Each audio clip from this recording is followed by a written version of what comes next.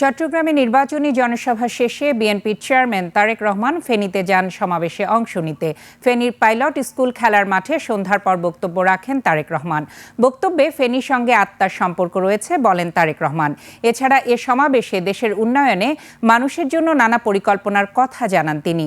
নারীদের জন্য ফ্যামিলি কার্ডের সুবিধার কথা উল্লেখ করে তিনি বলেন, খেটে খাওয়া মানুষদের জন্য থাকবে কৃষক কার্ডও।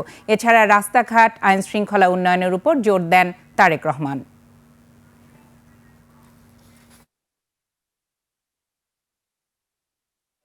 আপনাদের জন্য রাস্তাঘাট, ব্যবসা বাণিজ্য অর্থাৎ আইন শৃঙ্খলা সঠিক রাখতে পারবো, তখনই জনগণের লাভ হবে।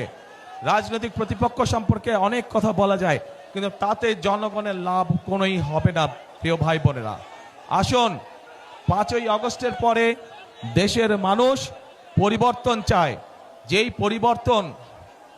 পরিবর্তনের ফলে দেশের মানুষের সমস্যা ধীরে ধীরে কমে আসবে।